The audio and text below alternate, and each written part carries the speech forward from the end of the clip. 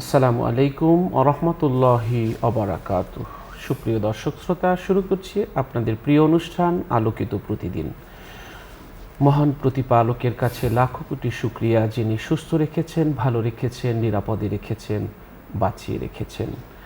আমরা নিঃশ্বাস নিতে পারছি সুন্দর এই সাজানো বাগানে, আমরা দীর্ঘশ্বাস ছাড়তে পারছি। সব কিছু মহান আল্লাহ তাআলার দান, আমাদের জীবনও তার দান। তিনি আমাদের জীবনের মালিক, তিনি আমাদের মৃত্যুর মালিক, তিনি রিজিকের মালিক। সব কিছুকে তিনি ধারণ করে রেখেছেন। এজন্যে লাখো কোটি শুকরিয়া সেই মহান সত্তার দরবারে। দর্শক, আজ আমরা অতিথি হিসেবে আমন্ত্রণ জানিয়েছি একজন বিশিষ্ট ইসলামী চিন্তাবিদকে। আজ আমাদের সাথে আছেন খিলগাঁও দারুল উলুম মাদ্রাসার মোহতারাম প্রিন্সিপাল, বিশিষ্ট ইসলামী চিন্তাবিদ জনাব মুফতি এনামুল হক। আসসালামু আলাইকুম ওরহমতুল্লাহি ওয়াবারাকাতুহু। ওয়ালাইকুম আসসালাম ওরহমতুল্লাহি ওয়াবারাকাতুহু। মোহতারাম, কেমন আছেন? জি আলহামদুলিল্লাহ, আপনি কেমন আছেন? আলহামদুলিল্লাহ, ভালো আছি। আলহামদুলিল্লাহ। দর্শক, আজ আমরা যে বিষয়টি নিয়ে কথা বলবো সেটি হচ্ছে ইসলামের স্বাস্থ্য সুরক্ষা। আমাদের জীবনের গুরুত্বপূর্ণ একটি অধ্যায় হলো স্বাস্থ্য সুরক্ষা। আমাদের মন যদি ভালো না থাকে, শরীর যদি ভালো না থাকে, তাহলে আমরা না এহকালের জন্য কিছু করতে পারি, না পরকালের জন্য কিছু করতে পারি।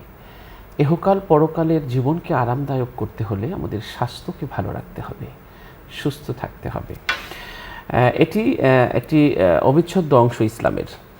কোরআনুল কারিমে আল্লাহ তাআলা এই বিষয়ে আমাদেরকে সচেতন করেছেন। কোরআন সুন্নাহ অনুযায়ী সুস্থতা মহান আল্লাহর অন্যতম বড় নিয়ামত। ব্যক্তিগত পরিচ্ছন্নতা, উজু গোসল, সুষম খাদ্য গ্রহণ, পরিমিত বিশ্রাম এবং ক্ষতিকারক বিষয় যেমন মদ এবং মাদক থেকে বিরত থাকার মাধ্যমে ইসলাম একটি সামগ্রিক এবং স্বাস্থ্যকর জীবনধারা নিশ্চিত করেছে। তো আমরা আমাদের যে ব্যক্তিগত পরিচ্ছন্নতা, এই স্বাস্থ্যবিধিতে আমাদের ব্যক্তিগত পরিচ্ছন্নতারও একটি গুরুত্ব রয়েছে। প্রতিদিন অন্তত 5 ওয়াক্ত নামাজের জন্য অজু করার মাধ্যমে মুখ, হাত এবং পা পরিষ্কার থাকে, যা সংক্রামক রোগ প্রতিরোধে অত্যন্ত কার্যকরী। ইসলামের শারীরিক পবিত্রতার উপর সর্বোচ্চ গুরুত্ব দিয়েছেন। আমরা জানি যে এই দাঁতের যে যত্ন, রাসূল সাল্লাল্লাহু আলাইহি ওয়াসাল্লাম এ ব্যাপারে বলেছেন যে মেসওয়াক করার পরও মেসওয়াক করার উপর বিশেষ গুরুত্ব দিয়ে তিনি বলেছেন, যা মুখের স্বাস্থ্য ও দাঁতের সুরক্ষায় বৈজ্ঞানিকভাবে প্রমাণিত। নবীজি মেসওয়াকের ব্যাপারে যে আমাদের উপদেশগুলো দিয়েছে, বহুদিন পরে হলেও আজ সারা বিশ্ব জুড়ে বিজ্ঞান এটি স্বীকার করেছেন যে সবচেয়ে স্বাস্থ্যকর এবং স্বাস্থ্যকর পদ্ধতি এবং ঝুঁকিমুক্ত পদ্ধতি দাঁত পরিষ্কারের হলো মেসওয়াক করা। আমরা জানি ইসলাম সর্বদা হালাল এবং পুষ্টিকর স্বাস্থ্যসম্মত খাবার খাওয়ার নির্দেশ দেয়। এজন্যে আমরা হালাল খাবার এবং পুষ্টিকর খাবার খাবো। অতিরিক্ত খাবার গ্রহণ শরীরের জন্য ক্ষতিকর। কোরআনে আল্লাহ তাআলা বলেছেন, খাও এবং পান করো, তবে অপব্যয় করো না। কিন্তু আমরা অনেক ক্ষেত্রে অনেক অপব্যয় করে থাকি। খাবার খাওয়ার আগে এবং পরে হাত ধোয়া এবং খাবার আস্তে আস্তে খাওয়া, ভালো করে চিবিয়ে খাওয়া, এটি ইসলামের অন্যতম একটি সুন্নাত। আমরা সবসময় ইসলাম আমাদেরকে যেটি বলেছে সেটি হলো রোগ প্রতিরোধের উপর জোর দাও। যেমন হাসি দেওয়ার সময় মুখ এবং নাক ঢেকে রাখো, যা বর্তমানে বায়ুবাহিত রোগ প্রতিরোধের অন্যতম বৈজ্ঞানিক উপায়। রোগ হলে ধৈর্য ধারণের পাশাপাশি তার চিকিৎসা নেওয়ার নির্দেশ দেওয়া হয়েছে ইসলামে। নবীজি বলেছেন, রোগ নিরাময়ের জন্য বিভিন্ন প্রাকৃতিক উপাদান যেমন মধু, কালোজিরা ইত্যাদি ব্যবহারের পরামর্শ দিয়েছেন। নিয়মিত ইবাদত, জিকির এবং দোয়ার মাধ্যমে মানসিক চাপ কমে এবং আত্মিক শক্তি বৃদ্ধি পায়। শরীর এবং মস্তিষ্ককে সুস্থ রাখতে রাতে পর্যাপ্ত ঘুমের বিকল্প নেই। ইসলামে রাতকে বিশ্রামের সময় হিসেবে নির্ধারণ করা হয়েছে। স্বাস্থ্য সুরক্ষার এই বিষয়গুলো পালনের মাধ্যমে আমরা দুনিয়া এবং আখিরাতের কল্যাণ লাভ করতে পারি। স্বাস্থ্য সুরক্ষায় ইসলাম আমাদের যে নির্দেশনা দিয়েছে, এটি পালন করলে আমরা দীর্ঘদিন সুস্থ থাকতে পারবো এবং ইসলামের সেবা করতে পারবো, বন্দেগী করতে পারবো। চলুন বিষয়টি নিয়ে কথা শুনছি প্রিয় অতিথির কাছ থেকে। জি মোহতারাম। আসসালামু আলাইকুম ওরহমতুল্লাহি ওয়াবারাকাতুহু। ওয়ালাইকুম আসসালাম ওরহমতুল্লাহ। আলহামদুলিল্লাহি আহলিহি ওয়াসসালাতু লিআহলিহা। আম্মা বা'দ, ক্বালা আল্লাহু জাল্লা ওয়া আলা, ওয়া নুনাজ্জিলু মিনাল কুরআনি মা হুয়া শিফা রাহমাতুল্লিল মুমিনিন। وقال رسول الله صلى الله عليه وسلم সাল রব্বুকাল আফওয়া ওয়াল আফিয়া। খুবই মোস্ট ইম্পর্টেন্ট একটি সাবজেক্ট আমরা পেয়েছি, সেটা হচ্ছে স্বাস্থ্য সুরক্ষায় ইসলাম। স্বাস্থ্য সুরক্ষায় ইসলাম খুবই গুরুত্ব আরোপ করেছে। এটি যদি কোনো মানুষ মানে তাহলে সে অনেক কিছু থেকে বেঁচে থাকতে পারবে ইনশাআল্লাহ। হেলথ ইজ ওয়েলথ, স্বাস্থ্যই হচ্ছে সম্পদ। আজকে স্বাস্থ্যটা যদি ভালো না থাকে, আপনার প্রধানমন্ত্রী হলে কি, রাষ্ট্রপতি হলে কি, স্বাস্থ্য হচ্ছে সব কিছুর মূলে। স্বাস্থ্য যদি ভালো না থাকে তাহলে আপনাকে যত কিছুই দেওয়া হোক আপনার কিছুই আপনি উপভোগ করতে পারবেন না। এই জন্য স্বাস্থ্য সুরক্ষার বিষয়টি আলোচনা করতে গেলে দুটি ভাগে বিভক্ত হয়ে যায়। একটি হচ্ছে রোগ প্রতিরোধ আর একটি হচ্ছে রোগ প্রতিকার। আমাদের সমাজে আমরা দেখতে পাই যে রোগ প্রতিকারের জন্য চেষ্টা করি, এটা দেখি সবাই করে। রোগ প্রতিকার মানে মেডিসিন গ্রহণ করে, এটাকে যদি একটু পরিচিত ভাষায় বলি, রোগ প্রতিকার মেডিসিন যে ব্যবহার করি, এটার মানেটা কী, মাহাত্ম্য কী, গুরুত্ব কী, তার মেসেজটা কী। রোগ প্রতিকার মানে আমার ব্যথা হচ্ছে, একটা ওষুধ খাইলাম ব্যথাটা কমলো, তো আমার ডায়াবেটিস আছে ওষুধ খাইলাম নিয়ন্ত্রণে থাকলো। তো আমরা রোগ প্রতিকারে সচেষ্ট থাকার চেষ্টা করি, কিন্তু আসলে বিষয়টা তারও আগে ভাবতে হবে। ইসলাম তারও আগে আপনাকে টিপস দিয়েছে, ইসলাম আরও আগেই সতর্ক করেছে। এটা হলো যে অসুস্থ হয়ে যাওয়ার পরে চিকিৎসা গ্রহণ করি আমরা, এটা নিয়ে আমরা ব্যস্ত থাকি, হাসপাতালে দৌড়াই, আমরা পরীক্ষা করি, হাসপাতালে বেডে থাকি, বিভিন্ন ডাক্তারের কাছে দৌড়াই অসুস্থ হওয়ার পরে। কিন্তু ইসলাম আরও আগেই রোগ প্রতিরোধের জন্য অনেকগুলা উপদেশ দিয়েছে, অনেকগুলা গাইড দিয়েছে, যাতে করে রোগটাই আপনার ভিতরে না আসতে পারে। রাসূল আকরাম সাল্লাল্লাহু আলাইহি ওয়াসাল্লাম এই ব্যাপারে 6টি পরামর্শ দিয়েছেন। বিশেষ করে বুখারী, মুসলিম, আবু দাউদ, নাসাই, তিরমিজি, ইবনে মাজা, সিয়াসিত্তার হাদিস সহ মুসান্নাফি ইবনে আব্দুর রাজ্জাক, মুসনাদে আহমদ, মুসান্নাফি ইবনে আবি শাইবা সহ, বাইহাকি সহ, মুস্তাদরাকে হাকিম সহ বহু কিতাবে এই বিষয়টা গুরুত্ব আরোপ করা হয়েছে যে স্বাস্থ্যের প্রতি মুসলমানরা সবার আগে সচেতন থাকবে।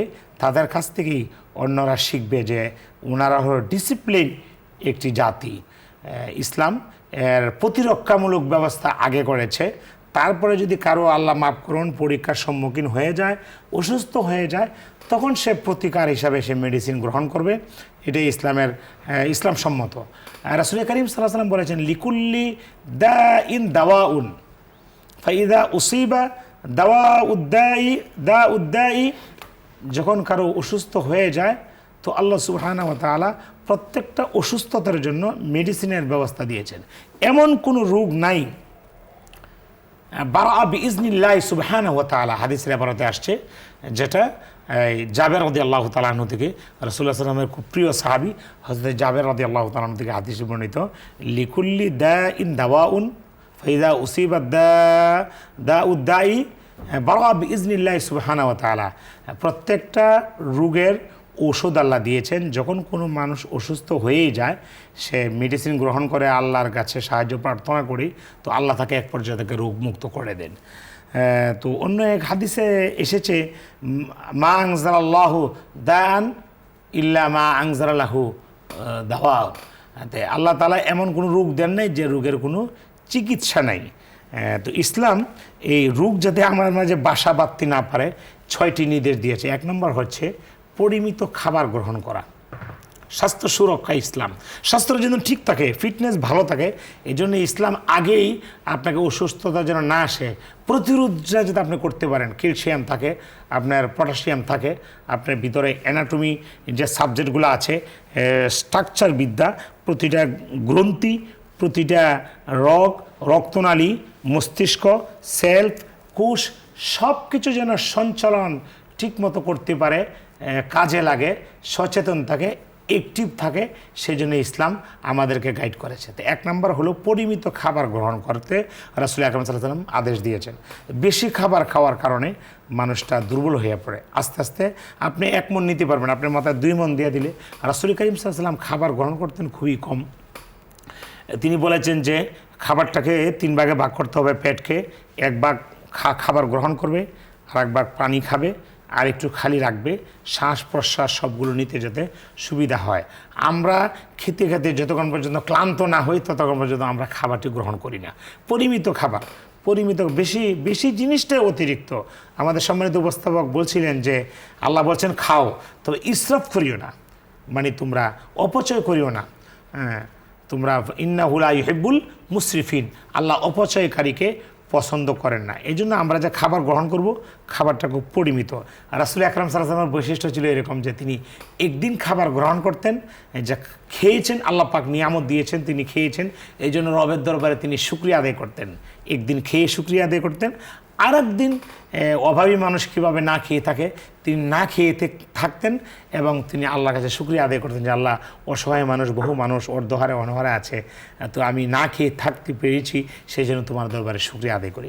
এই জন্য পরিমিত খাবার গ্রহণ করা 1 নাম্বার। 2 হচ্ছে আপনার পর্যাপ্ত ঘুম। পর্যাপ্ত ঘুম সুস্থতার বড় একটি চাবিকাঠি। আমরা অসুস্থ হয়ে পড়ি, আমরা ঘুমাই না। রাসূল আকরাম সাল্লাল্লাহু আলাইহি ওয়াসাল্লাম এশার পরে কোনো গল্পগুজব করতেন না, পছন্দ করতেন না। আবার এশার আগে, এশার নামাজের আগে ঘুমিয়ে যাওয়া, সেটাও তিনি পছন্দ করতেন না। এই জন্য এশারকে 1/3 রাত্রের ভিতরে পড়তে বলা হয়েছে।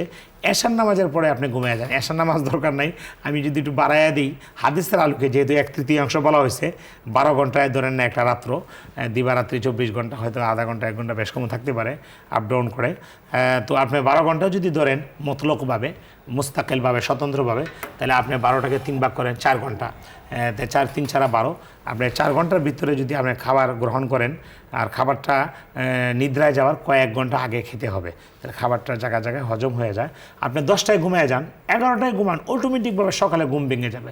আপনি 12টায় এসে 13টায় মানে 1টায় আপনি খাবেন, তারপরে খাওয়া দাওয়া করে শুয়ে পড়লেন, আপনি এই সুস্তি অলস শরীর নিয়ে ঘুমাইলেন, আর সারা রাত্র নাড়াচড়া হাঁটাহাঁটি না করার কারণে আপনার শরীরে রোগ বাসা বাঁধল, তাতে আপনি একটা সময়ে জীবনের চলা শক্তি বন্ধ হয়ে যাবে। এই জন্য নাম্বার 1 হলো পরিমিত খাবার গ্রহণ করা। নাম্বার 2 হলো পর্যাপ্ত ঘুম।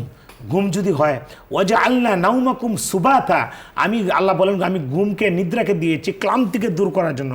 মানুষ সকালে যখন উঠে মনে হয় নতুন একটা জীবন ফিরে পায়, আর ইমানদাররা ঘুম থেকে উঠে রবের দরবারে শুকরিয়া আদান বলে, আলহামদুলিল্লাহিল্লাযী আহইয়ানা বা'দামা আমাতানা ওয়া ইলাইহিন নুশুর, হে আল্লাহ তুমি আমাকে সুস্থভাবে জীবন ফিরিয়ে দিছো, তোমার শুকরিয়া আদায় করি। আমরা তো মরেই গিয়েছিলাম, মৃত্যুটা একটা, ঘুমটাও একটা মৃত্যুর মতোই, তুমি আমাদেরকে জীবিত দান করছো। ফজরের নামাজ যখন পড়বে, তো নামাজ আদায় করবে। নামাজটা হচ্ছে ইমানদারের জন্য একটা ট্রেনিং। বিশেষ করে মুসল্লিরা যখন সেজদায় যায়, ডাক্তাররা ইদানিং মত প্রকাশ করেছেন যে মুসলমানরা যে নামাজে যায়, নামাজের সময় যখন সেজদা দেয়, তখন পুরা শরীরের ভাতটা যখন মাথার দিকে যায়, রক্তটা সবসময় একদিকে সঞ্চালিত হয়, আর ইমানদাররা, মুসলমানরা যখন নামাজে গিয়ে সেজদায় লুটায় পড়ে, তখন গোটা শরীরের রক্তগুলা ওই দিকে প্রবাহিত হয়, সঞ্চালিত হয়, ফলে তার শরীরে একটা পরিপূর্ণ ফিটনেস, ভারসাম্যতা চলে আসে। এটা খুবই উপকারী। তাহলে আমরা আলোচনার থেকে এটা জানলাম, 1 নাম্বার হলো পরিমিত খাবার, 2 নাম্বার হলো পর্যাপ্ত ঘুম, 3 নাম্বার হলো, হুজুর তো উপস্থাপকে এটা বলছিলেন যে আমরা নেজাম, পরিচ্ছন্নতা। 3 নাম্বার হলো পরিচ্ছন্ন। অপরিচ্ছন্ন জাতি কখনো সুস্থ থাকতে পারে না। আপনি খাবারের আগে হাত ধৌত করবেন, আপনার খাবারের কিছু নিয়ম আছে, পরিচ্ছন্ন খাবার খাবেন। 4 নাম্বার হচ্ছে আপনার কিছু ব্যায়াম, দৌড়াদৌড়ি করা, হাঁটাহাঁটি করা, এগুলোর প্রতি। তারপর আরেকটি হচ্ছে মিসওয়াক করা, পবিত্রতা অর্জন করা। এই যে বিষয়গুলো দেওয়া আছে, এই বিষয়গুলো যদি আমরা গ্রহণ করতে পারি, তাহলে আমরা আল্লাহর কাছে শুকরিয়া আদায় করতে পারবো, নামাজটা আদায় করতে পারবো, ইবাদতও করতে পারবো। আর যদি আমরা এগুলো না করি, তাহলে খুবই আমরা, রাসূল আকরাম সাল্লাল্লাহু আলাইহি ওয়াসাল্লামের কাছে একজন সাহাবী জিজ্ঞাসা করছিলেন, ইয়া রাসূলুল্লাহ, আমরা আল্লাহর কাছে কি মোনাজাত দিব?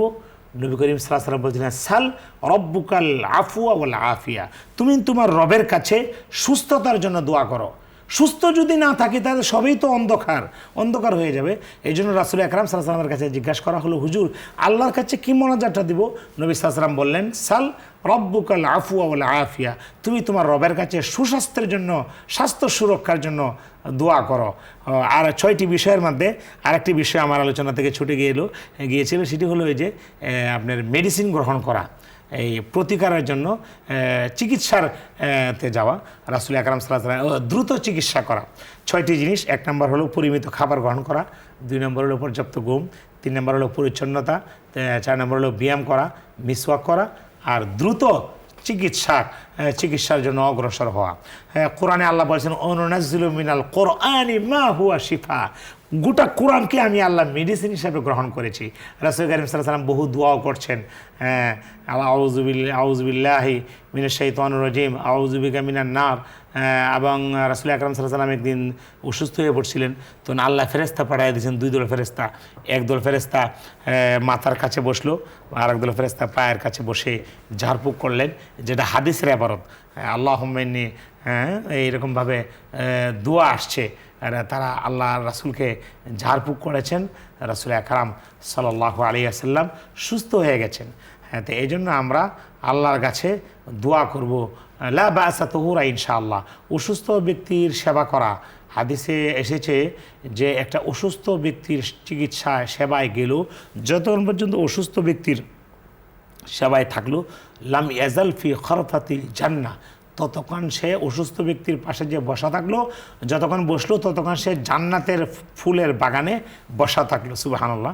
এই জন্য ইসলাম খুবই টিপস দিয়েছে, গুরুত্ব করেছে স্বাস্থ্যটা যেন ভালো থাকে, সুস্থ যেন থাকতে পারি, আর অসুস্থ হয়ে পড়লে আরেক ভাই যেন তার সেবায় আত্মনিয়োগ করে। ফেরেশতারা এসে আল্লাহুম্মা বিসমিল্লাহি আরকিকা, এই দোয়াটা ফেরেশতারা বলছিলেন, রাসূল সাল্লাল্লাহু আলাইহি ওয়াসাল্লাম অসুস্থ হয়ে বলছিলেন, বিসমিল্লাহি আরকিকা মিন কুল্লি শাইইন ইউযিকা মিন কুল্লি আইনিন আও হাসিদিন আল্লাহু ইয়াশফিকা বিসমিল্লাহি আরকিকা। জিবরাইল আলাইহিস সালাম এসে রাসূল আকরাম সাল্লাল্লাহু আলাইহি ওয়াসাল্লামকে এই দোয়াটা পড়ে ঝাড়ফুঁক করছিলেন। সূরা নাস আর ফালাক এই 2টা ঝাড়ফুঁকের জন্য নাজিল হয়েছে, অবতীর্ণ হয়েছে। তা আসুন আলোচনার শেষ অংশে আমরা ফিনিশিং সামারি হিসাবে এটাই বলতে পারি, স্বাস্থ্য সুরক্ষার জন্য আগে আমরা প্রতিরোধ গড়ে তুলব কীভাবে? পরিমিত খাবার গ্রহণ, পর্যাপ্ত ঘুম, পরিচ্ছন্নতা, ব্যায়াম, অসুস্থ হয়ে বললে দ্রুত চিকিৎসা এবং মিসওয়াক করা। নাম্বার 1। নাম্বার 2 হলো আমরা অসুস্থ যদি কেউ হয়েই যায় তাহলে তার দ্রুত চিকিৎসার করব। আর 2 নম্বর হলো কোরআন এবং হাদিসে বর্ণিত আমলগুলা করব। ওয়াইজা মারিদতু ফাহুয়া ইয়াশফিন, কোরআনে অসংখ্য আয়াতে আছে লা ইলাহা ইল্লা আনতা সুবহানাকা ইন্নী কুনতু মিনাজ জালিমিন। হযরতে আইয়ুব আলাইহিস সালামের কথা আসছে, রব্বি আন্নী মাসসানিয়াদ দুররু ওয়া আনতা আরহামুর রাহিমিন। আল্লাহ, আমি নানান দুরারোগ্যে, নানান বিধিতে আল্লাহ আমি অসুস্থ হয়ে পড়ছি। আল্লাহ, হে রব, রব্বি আন্নী মাসসানিয়াদ দুররু ওয়া আনতা আরহামুর রাহিমিন। হযরতে আইয়ুব আলাইহিস সালামের কথা আল্লাহ পাক এমনভাবে কবুল করছেন যে তাকে সুস্থ করেই আল্লাহ পাক ছেড়ে দেন নাই, এমনভাবে সুস্থ করছেন যে তার পুরো যৌবন ফিরে এসেছে, তার রাজত্ব ফিরে এসেছে। আল্লাহ পাক দাউদ আলাইহিস সালামের কথা, আইয়ুব আলাইহিস সালাম, ওয়াজকুর আবদানা আইয়ুব নি'মাল আবদু ইন্নাহু আওয়াব, আমার উত্তম বান্দা হচ্ছে আইয়ুব। তাই নবীদের শিখানো দোয়া, কোরআন হাদিসের দোয়া যদি আমরা পড়ি, আমল করি, আমাদের এই 6টা নির্দেশ মানবতার মুক্তির দিশারি আকির আমাদের তাজদারে মদিনা নবী মুহাম্মদুর রাসূলুল্লাহ সাল্লাল্লাহু আলাইহি ওয়াসাল্লাম আমাদেরকে দিয়েছেন, এই কথাগুলো যদি কারোর জীবনে থাকে আর ফলো করি, আমরা যদি রাত্রেবেলা আগে হুজুর খাবার গ্রহণ করি, অনেকে অনেক রাত্রে খায়, প্লিজ এক্সকিউজ মি, বেশি রাত্রে যদি আপনি খান তাহলে রাসূল আকরাম সাল্লাল্লাহু আলাইহি ওয়াসাল্লামের সুন্নাহ এবং বিজ্ঞানও বলে যে আপনি সুস্থ থাকার জন্য এটা অন্তরায় হয়ে দাঁড়াবে। আমরা হেলথ ইজ ওয়েলথ, সুস্থতা থাকবো, সুস্থতা কামনা করি। লা বা'সা তুহুরা, নিজে সুস্থ থাকবো, আরেকজনের সুস্থ রাখবো। আল্লাহ পাক আমাদের সকলকে আমল করার তৌফিক দান করুন, আমিন। আমিন। দর্শক, চমৎকার আলোচনা করেছেন আমাদের প্রিয় অতিথি। নবীজি বলেছেন যে 2টি নিয়ামতের বিষয়ে বেশিরভাগ মানুষ অসতর্ক থাকে এবং প্রতারিত হয়, আর সে 2টি হলো সুস্থতা এবং অবসর। বুখারী শরীফ। কিয়ামতের দিন বান্দাকে যেসব বিষয় নিয়ামতের সম্পর্কে প্রশ্ন করা হবে তার মধ্যে সর্বপ্রথম প্রশ্ন করা হবে সুস্থতা প্রসঙ্গে। তাকে বলা হবে, আমি তোমাদেরকে শারীরিক সুস্থতা কি দেইনি? শুনানো তিরমিজি শরীফে। রাসূল সাল্লাল্লাহু আলাইহি ওয়াসাল্লাম অসুস্থ হলে নিজে চিকিৎসা নিতেন এবং তার অনুসারীদের চিকিৎসা নিতে উৎসাহিত করতেন। তিনি বলতেন, হে আল্লাহর বান্দারা, তোমরা চিকিৎসা নাও, কেননা মহান আল্লাহ এমন কোনো রোগ সৃষ্টি করেননি যার প্রতিষেধক তিনি সৃষ্টি করেননি। তবে একটি রোগ আছে যার কোনো প্রতিষেধক নেই, তা হলো বার্ধক্য। মানুষের সাধারণত রোগাক্রান্ত হয় খাদ্য এবং পানীয় দ্বারা। সেই হিসাবে সব রোগের মূল কেন্দ্রস্থল মানুষের পেট। তাই খাদ্য গ্রহণের ক্ষেত্রে পরিমিত মাত্রায় খাদ্য গ্রহণ করতে হবে। খাবার এবং পানীয় ঢেকে রাখতে হবে। নবীজি বলেছেন, খাদ্য এবং পানীয় সবসময় ঢেকে রাখো, কেননা তাতে অসুস্থতার পাশাপাশি মানুষের মৃত্যু ঝুঁকিও রয়েছে। নবীজি বলেছেন যে তোমরা খাদ্য এবং পানীয় ঢেকে রাখো, মশকের মুখ বন্ধ করে দাও, প্রদীপ নিভিয়ে দাও, ঘরের দরজা বন্ধ করে দাও, কারণ শয়তান বন্ধ মশক খুলতে পারে না, বন্ধ দরজাও খুলতে পারে না, বন্ধ পাত্রও খুলতে পারে না। তোমাদের কোনো ব্যক্তি যদি পাত্র ঢাকার মতো কিছু না পায়, তবে সে যেন একটি কাঠ আড়াআড়িভাবে রেখে দেয় এবং আল্লাহর নাম স্মরণ করে। খাদ্যে ফু না দিয়ে খাবার গ্রহণ করতে বলা হয়েছে।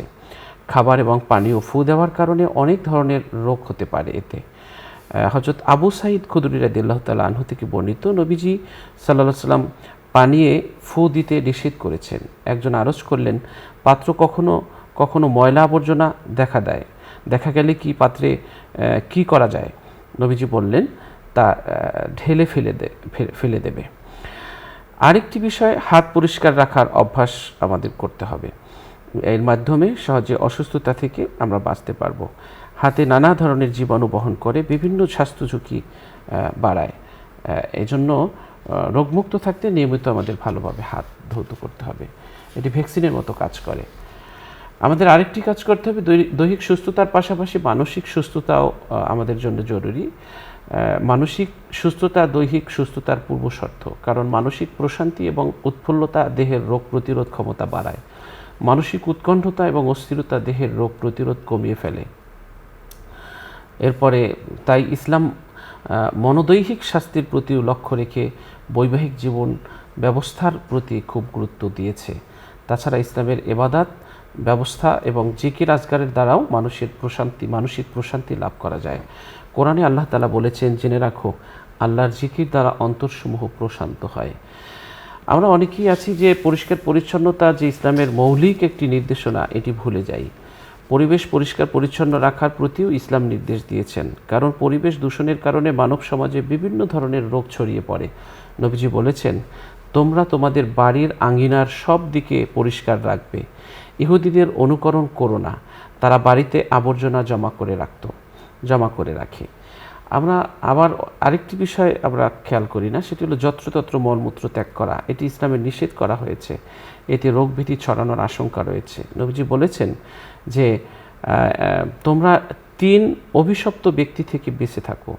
তারা হলো যে পানির ঘাটে, রাস্তার ওপর এবং গাছের ছায়ায় মলমূত্র ত্যাগ করে।